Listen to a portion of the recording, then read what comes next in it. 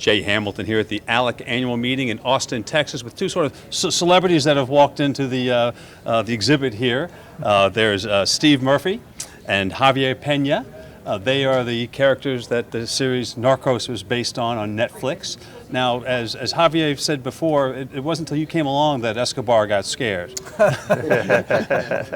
it just worked out that 2 days before, 2 days after I arrived in Colombia in 1991 is when he surrendered. Had nothing to do with me, but I like to take credit for it anyway. You two had been working together for three years or so? We did in Colombia. Mm-hmm. After the escape, that's when we teamed up and we started living with the Colombian National Police, and they called it Bloque de Búsqueda, the search block. And it was just one unit. That's a whole emphasis. The only thing they were allowed to do was go after Pablo Escobar. Were you a bit concerned that the police weren't necessarily on your side in Colombia? Did he still have his hand in the pockets of most of the police? You know what, at the beginning he did. Towards the end, after the escape, is when guys were handpicked. Guys we knew and we trusted, so that wasn't a concern. At the beginning it was. And tell us the most exciting moments of the chase, I guess, as you were going after Carlos Escobar. If you can, what are some of the stuff that no one knows yet? Honestly, the most exciting moment for me was the day he was killed. Because I'd left my wife back in Bogota. We were living in Medellin with Colombian National Police for 18 months. And once he was gone, it felt like the weight of the world was off our shoulders. I mean, it was a moment of elation, to be honest with you. We knew that at that moment, every citizen in the country of Colombia was safer simply because this one man was gone. This is a guy who was the world's first narco-terrorist. He was responsible for 80% of the cocaine in the world. I mean, think about if you had a business and you had 80% of the market. You'd have a monopoly, right? Right. Well, that's what he did in the cocaine business. That's why he was worth billions and billions of dollars. Now, as this relates to today, you're talking about a huge issue of counterfeit drugs. Mm-hmm. And it sort of relates in the sense that I was sort of amazed at how many different ways Carlos Escobar moved product into the United States. You mentioned submarines. What were all the ways that he was able to elude law enforcement? Yeah, and it's Pablo Escobar, not Carlos. Yeah, Carlos. Yeah, Pablo. Yeah. Anyway, he had.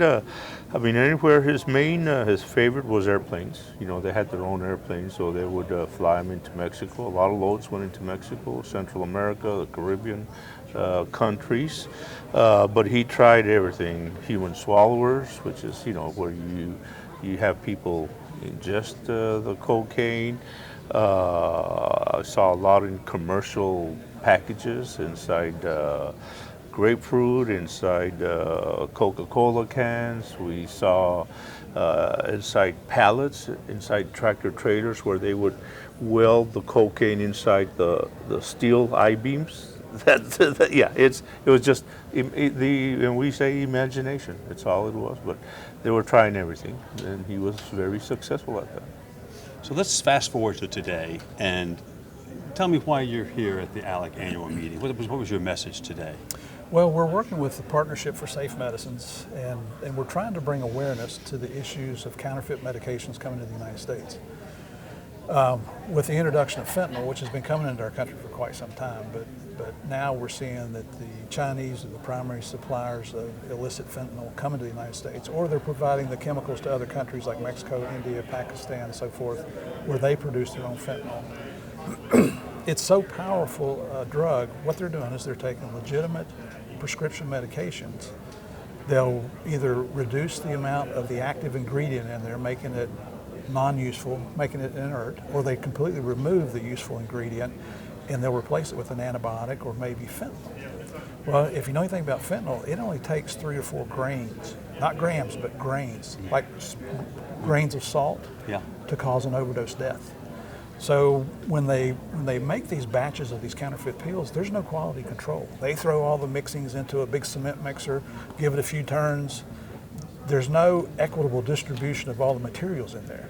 So you may get one pill that's completely inert. It's a placebo. There's nothing harmful in it. But you may get the pill on the other end of the spectrum that has several grains of fentanyl in it, and it's automatic overdose death. If you look at some of the CDC statistics, fentanyl overdoses are just taking over the prescription overdose deaths, or we call it prescription poisoning deaths. Yeah. Now, these are counterfeit drugs in every sense of the word. The packaging, everything about the pill and how it looks. They look exactly like it's the real thing. For example, a Xanax pill. There's a case and it just breaks her heart. A young kid could not, had a really bad rash. Was under doctor's care, could not sleep. All he wanted was a one night sleep, and this acquaintance offered him, he said, just Xanax, put you out, you'll have the best sleep. And he was so he only took a quarter, cut a little piece of that pill. And the problem was he was by himself, took it at, I don't know, about midnight, did not wake up. They found him the next morning. And when they did the toxicology test on it, that pill was just laced with fentanyl. So it could be, and there's tons of examples. Are these being getting in the hands of people through pharmacies, or is this all back alley drug deal? It's back alley, it's black market, it's the dark web, it's the rogue pharmacies. Gotcha. Anyone who is making money can do it. So we've seen it from a variety of different suppliers. Now, what would you like state and local legislators to know about this, and how can they respond in their communities? Well, through Partnership for Safe Medicines, we've had the opportunity to speak on Capitol Hill twice, once to the House side, once to the Senate side. So we're trying to bring awareness, because people think, well, this doesn't affect me. Is this what the drug addicts are using now? Is this the latest drug that they're using? When in reality, we're all dependent on medications. If you go through surgery, you'd like to have an opioid or something to reduce the pain. We all have family members that have cancer. All the different ailments that we suffer out there. And the older I get, it seems like the more medications I take. So I would like to know that what I'm getting is the real McCoy, right? Right. Not some counterfeit medication. And Javier just told you how they're bringing it in on the dark side. Well, there have been instances where legitimate pharmaceutical companies have been duped, or not the pharmaceutical companies themselves, but the companies that transport that into the major pharmacies have been duped. So that there are some counterfeits that have made the shelves out there. Scary stuff. I only go to reputable pharmacies. Right. And after learning everything we've learned about this, I'm still scared to take the medication. Right.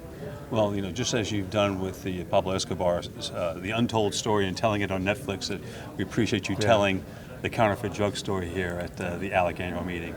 I want to thank Steve Murphy and Javier Pena, the original Narcos, for being at the annual meeting of ALEC here in Austin, Texas. All right.